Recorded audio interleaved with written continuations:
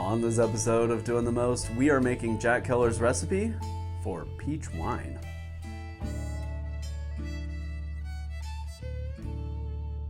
Homemade brews and various how-tos, everything from meat to roast, bake creation, fermentation, inebriation, doing the most. I've done a lot of peach fermentations in my time fermenting over the years, lots. And what I've settled on, personally, for process is using fresh peaches, pitting them, but leaving the skins on so you get that big burst of peachy tannin and added flavor that comes from those peels. However, in Jack's recipe, we're doing something quite a bit different here. We're using frozen peaches. This is part of our adventure over the last year of making Jack Keller's country fruit wines from his book, Home Winemaking. We are so appreciative of Jack's contributions to the winemaking hobby over the years, and we really miss you, man. Big shout out to Homebrew Ohio for sponsoring this and believing in this series. Homebrew Ohio provided some of the gear and equipment to make this Jack Keller series possible. So thank you to them for uplifting the memory of Jack Keller and encouraging folks to get into the hobby of home winemaking. So this recipe is pretty simple, like a lot of the recipes we are featuring in this series, and we'll show you that here in a minute. A couple things to remember: Jack Keller's recipes usually make less than a gallon when you get to secondary. So you either want to have a smaller container to rack to in secondary, or make 25 to 30% more of the wine so you have more going into secondary. Just something that we noticed when we were making these recipes, and something that's good for you to remember. Additionally, we are taste testing all of Jack's recipes dry. That's no back sweetening, no added sugar, no stabilizing, none of that. And so we're getting a really solid baseline for what these fruits and flowers and roots taste like as just a dry wine. And so that's what we have here with Jack's peach wine. So real quick, let's take a look at the ingredients. The ingredients for this peach wine are 8 to 10 pounds of peaches. Now, we used frozen peaches here. Jack has a lot of advice on what he might do with peaches, but for a beginner-friendly recipe, we went with pre-chopped frozen peaches.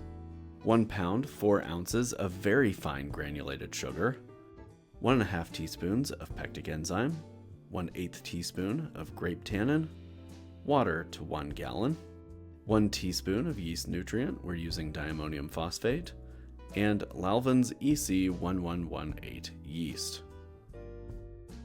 Pretty simple, right? I think so. Not a lot of curveballs in this recipe. One interesting thing that you'll see here is that we are going to remove the fruit at a certain point in fermentation. So keep an eye on your hydrometer readings as this is fermenting so you can make sure you don't skip that step. And a general reminder, always make sure to sanitize any gear and equipment that's going to come into contact with your wine, so that way you have a lessened risk of spoilage. As I mentioned, this video is part of a longer series. It's in a playlist of all of our other Jack Keller wine videos, so check that out once you're done watching this video. So now let's take a look at how this peach wine is made.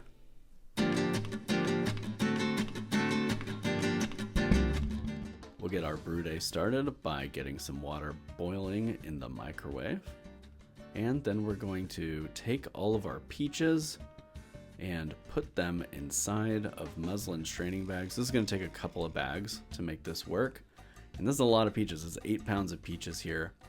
These were store-bought frozen peaches from the freezer section. You should check out Jack's book. He does talk about ways that you can introduce skins to bring more complexity. But in doing a really bare bones grocery store friendly version of this, we decided to go with the just really no muss, no fuss frozen peaches. So as you can see there, we added our water to our sugar, get it stirred to dissolve, and then that's gonna go right on top of the peaches. And these peaches had been thawed, so they're still kind of cold, but that's not a bad thing. That's gonna help us bring the temperature of our must down a little bit closer to room temperature. Then using a sanitized potato masher, we're just gonna mush those up just a little bit, help start breaking down the cell walls of those and make sure we can get it all below the liquid line. We do need a little bit more water to bring that up to 1 gallon liquid volume, so add a little bit of icy cold water to top that up. And then our little bowls of ingredients are going to go in. We're going to start with our pectic enzyme. Since this is at room temperature, it's okay to stick the pectic enzyme in there now. You wouldn't want to put that in there if it was still hot.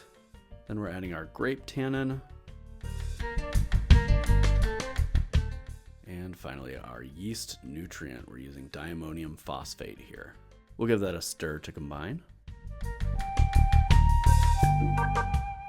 And then we're using EC1118, a pretty aggressive champagne yeast that should do work on all the sugars that are in here. And that yeast just goes in dry right on top of our must.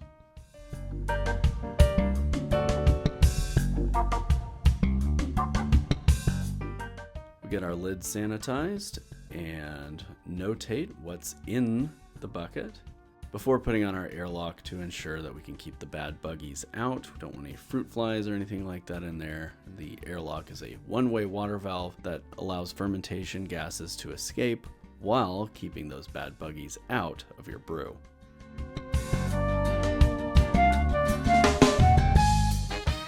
Every couple of days, you're going to open that and squeeze the bags to make sure that you're getting a nice flow of liquid and yeast throughout your bags.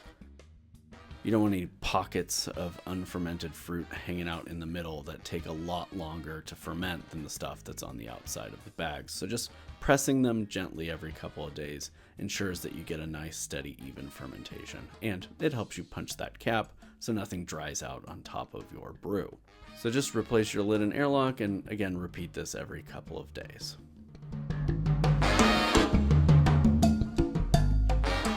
It's a good time to pull those bags out. Jack advises against letting the fruit hang out in there too long, so we're going to go ahead and pull those out. They're pretty well spent at this point, and so we're just going to squeeze as much of the juice out as we can so then it can finish up fermentation without the fruit sitting in there.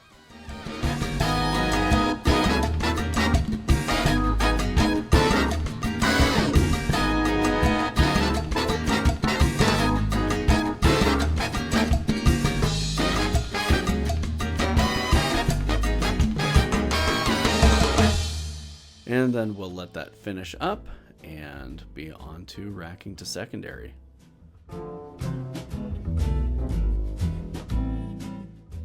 You can see this finished really, really dry, so it's time to rack that into our secondary vessel. And it was pretty clear, but we let it clear up for another few weeks and got that into bottles.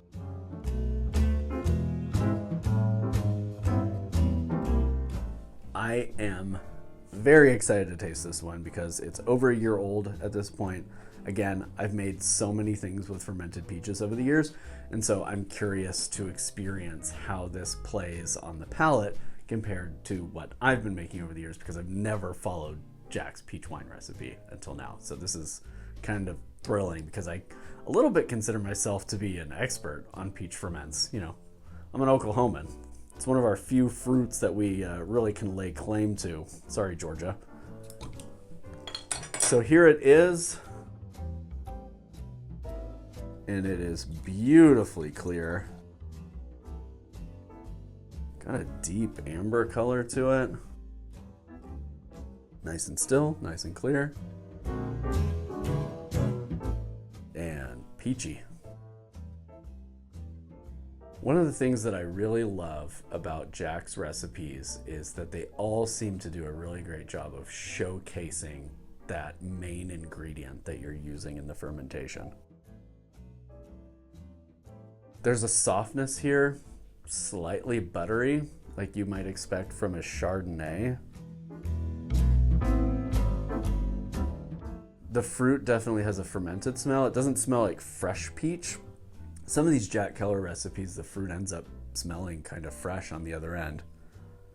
This is not a case of that. It smells more like a cooked peach, that deep, kind of dark, figgy kind of flavor that you get from a peach that's really kind of caramelized for a while, you know, a peach tart that went just a little bit longer than the recipe called for. No stalling, let's get in there.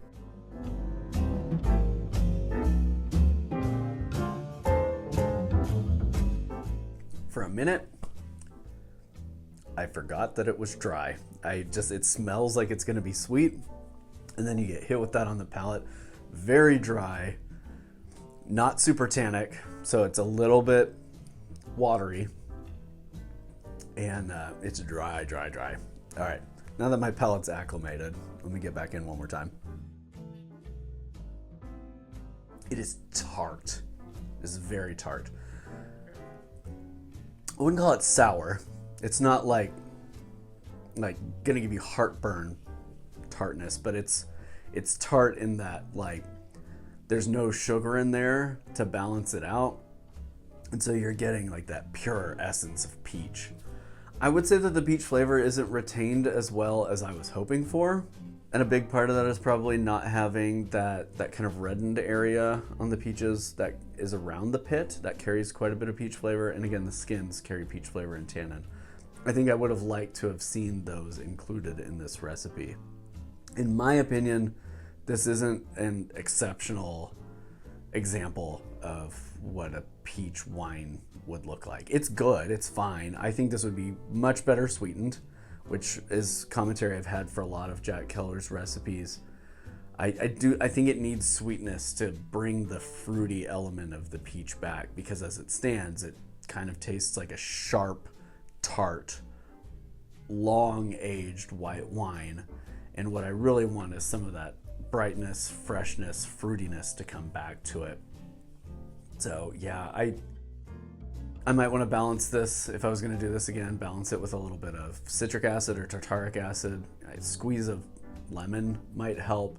And then again, sweeten this up to maybe, 1.01, 1.015. Give it some real sugar backbone to help support that peach flavor. And it is kind of a cooked kind of peach flavor. There may be a hint of oxidization in here. It's something that would probably present later on down the road.